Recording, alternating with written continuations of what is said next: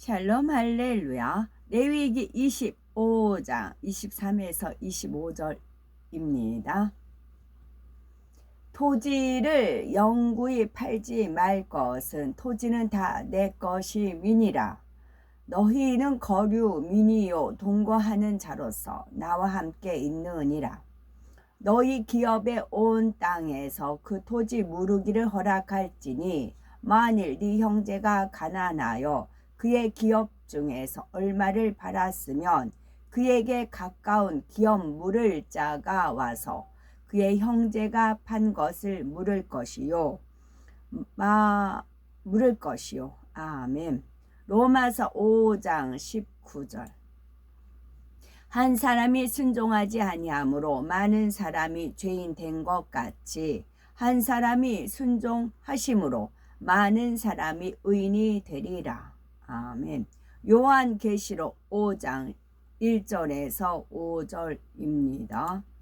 내가 보매 보좌에 앉으신 이의 오른손에 두루마리가 있으니 안팎으로 썼고 7인으로 봉하였더라.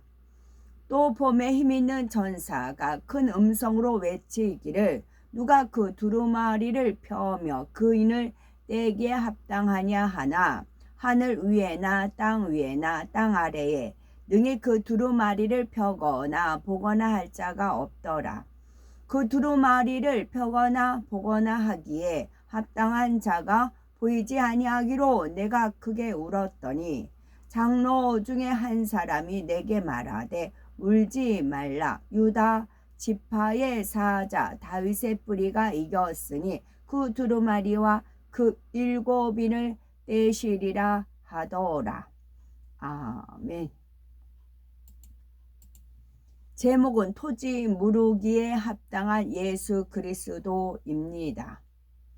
영이신 하나님께서는 사랑과 공의 가운데 영의 세계를 운영하고 계십니다.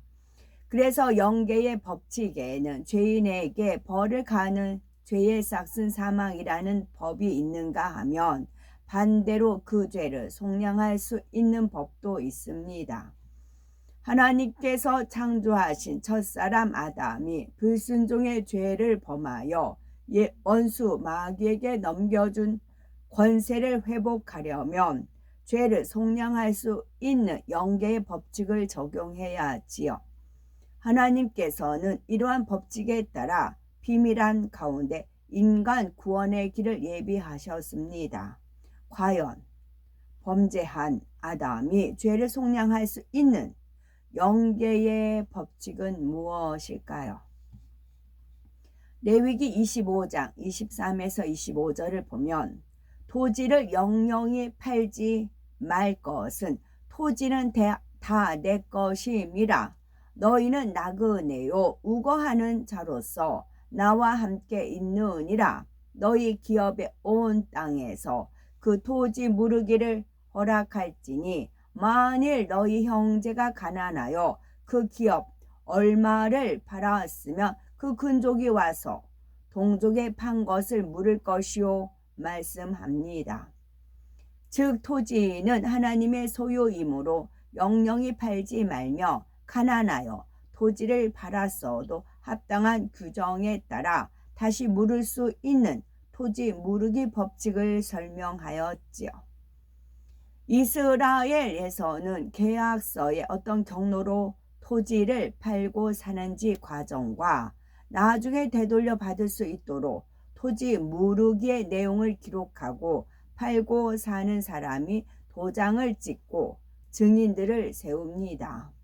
그 후에 계약서 일부는 법과 규례대로 인봉하여 성전 창고에 보관하고 다른 한 부는 언제라도 볼 수 있게 성전 입구에 펼쳐 놓습니다.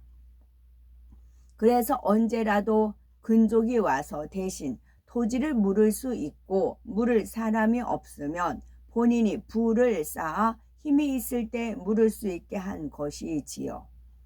마찬가지로 아담의 불순종으로 하나님과 마귀 사이에도 토지 무르기의 법칙에 따라 계약이 이루어졌습니다. 아담이 불순종하여 천하 만국을 다스릴 수 있는 모든 권세를 마귀에게 넘겨주게 되었지만 토지 무르기 법칙에 따라 영영이 팔지는 못하며 다시 되돌려 받을 수 있지요. 하나님께서는 만세 전에 토지 무르기 법칙에 합당한 자로 예수 그리스도를 예비하시고 때가 되자 십자가 고난을 통해 인간 구원의 길을 열어주셨습니다. 요한계시록 5장 4절에는 하나님과 마귀가 계약한 책이 나옵니다. 이는 아담이 불순종하여 마귀에게 천하 만국을 다스리는 권세를 넘겨주었지만 이것을 물을 힘을 가진 사람이 있으면 다시 그 권세를 넘겨주겠다는 계약서이지요. 그런데 사도 요한이 보니 그 책을 7인으로 봉하여 뗄 수 있는 사람이 없어 크게 웁니다.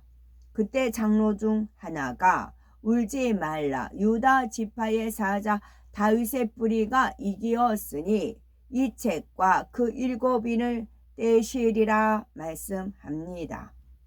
즉 다윗의 뿌리인 예수님이 토지 무르기에 합당한 분이라는 것입니다.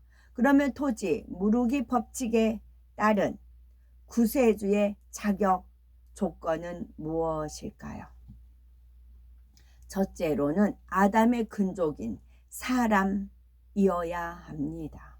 로마서 5장 12절에 한 사람으로 말미암아 죄가 세상에 들어오고 죄로 말미암아 사망이 왔나니 이와 같이 모든 사람이 죄를 지었으므로 사망이 모든 사람에게 이르렀느니라 했습니다. 그런데 19절에는 한 사람의 순종치 아니함으로 많은 사람이 죄인 된 것 같이 한 사람의 순종하심으로 많은 사람이 의인이 되리라 말씀합니다. 즉 누군가 죄를 대속해 줄 수 있는 사람이 있으면 멸망의 길을 가던 모든 인류가 구원받을 수 있다는 것입니다. 토지 무르기 법칙에 의하면 돈이 없어 토지를 팔게 되더라도 그것을 되살 수 있는 능력이 생기면 언제든지 물을 수 있습니다. 만일 본인이 물을 힘이 없을 때에는 근족이 대신 물을 수 있지요. 따라서 범죄한 아담이 원수 마귀에게 넘겨준 권세를 되찾을 수 있는 존재는 아담의 근족인 사람이어야 합니다. 예수님은 말씀이신 하나님께서 육신을 입고 이 땅에 오신 분이십니다. 즉 육신을 입은 사람으로 태어났기에 토지 무르기 법칙 첫 번째 조건에 합당한 자격을 갖추신 분인 거지요. 둘째는 아담의 후예가 아니어야 합니다. 첫사람 아담이 죄를 지으니 그의 혈통을 이어받은 모든 인류는 원죄를 가지고 태어나게 되었지요. 따라서 아담의 후예로 태어난 사람은 어느 누구도 구세주가 될 자격이 없습니다. 죄인이 죄인의 죄를 대속해 줄 수 없기 때문이지요. 사도 요한이 아담의 후예가 아닌 사람을 찾고자 하늘 위를 보니 천사만 있고 하늘 위를 보니 천사만 있고 땅 위를 살펴보니 아담의 후예인 죄인들만 있고 땅 아래를 보니 지옥에 속할 뿐이었기에 심히 애통하였습니다. 그러면 예수님은 토지 무르기 법칙 두 번째 조건에 합당한 분일까요? 예수님께서는 육적으로는 다윗의 자손이지만 남녀가 결혼하여 잉태된 분이 아닙니다. 단지 동정녀 마리아의 몸을 빌려 성령으로 잉태되셨기 때문에 아담의 후예가 아니며 원죄가 없으시므로 두 번째 조건에 합당하십니다.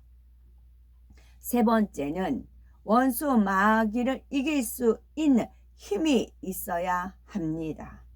다른 사람의 빚을 갚아주고 싶은 마음이 아무리 간절하여도 자신에게 그만한 죄력이 없으면 소용이 없습니다. 마찬가지로 죄를 대속해 주려면 그만한 힘이 있어야 하지요. 영계에서는 죄가 없는 것이 힘이므로 원수 마귀에게 빼앗긴 아담의 권세를 회복하려면 죄가 없어야 합니다. 그래야만 원수 마귀를 지배하고 다스릴 수 있는 권세를 지닐 수 있기 때문이지요. 과연 예수님께서는 토지 무르기 세 번째 합격의 조건에 합당한 자격을 갖추셨을까요? 예수님은 아담의 후예가 아니기 때문에 원죄가 없습니다.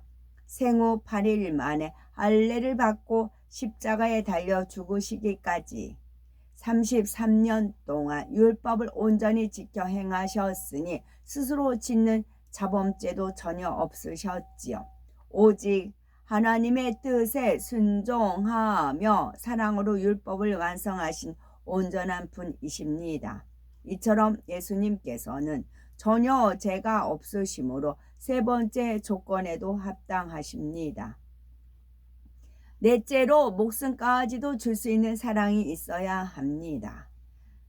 앞에 설명한 세 가지 조건이 모두 성립된다 해도 가장 중요한 사랑이 없으면 아무 소용이 없습니다. 형이 아무리 부자라 해도 사랑이 없으면 동생의 빚을 갚아줄 수 없는 것과 마찬가지죠.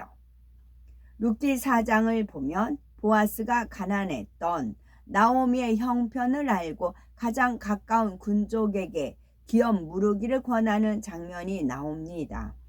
그런데 가장 가까운 군족은 자신이 손해를 입지 않으려고 토지 무르기를 거부하지요.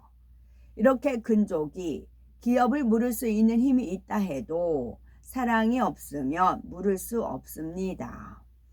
결국 나오미의 다음 군족인 보아스가 기업을 물을 수 있는 힘이 있고 사랑도 있어서 그를 대신하였던 것을 볼 수가 있지요. 예수님께서는 자신의 목숨까지도 줄 수 있는 크신 사랑이 있었습니다. 만일 예수님께서 십자가에 달려 피 흘려 죽으시는 희생적인 사랑이 없었다면 범죄한 아담으로 인해 원수 마귀의 자녀가 된 사람을 하나님의 자녀로 되찾아올 수 있었을까요? 예수님께서는 이 땅에 오셔서 죄인을 용서하시고 각색 병든 사람들을 치료하시며 흉악의 결박을 풀어주시고 평화와 기쁨과 사랑을 주시며 오직 선만 행하셨습니다. 그런데도 온갖 고난과 멸시를 당하시고 마침내는 온 인류의 죄를 대신 지고 나무 십자가에 못 박혀 죽으셨지요. 이처럼 예수님의 엄청난 희생과 사랑이 있었기에 인간 구원의 길이 열린 것입니다.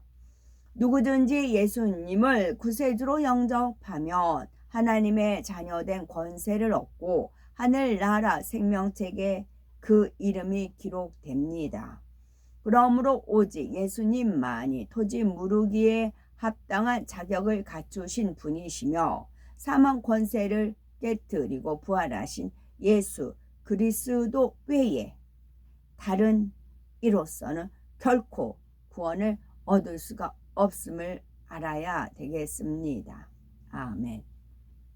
원죄, 자범죄 살펴봅니다. 원죄는 첫사람 아담의 불순종 이후 모든 인류는 부모의 길을 통해 불순종의 죄성을 가지고 태어나는데 이를 원죄라 합니다. 자범죄란 사람이 태어나 살아가면서 스스로 짓는 죄를 말하지요. 아멘.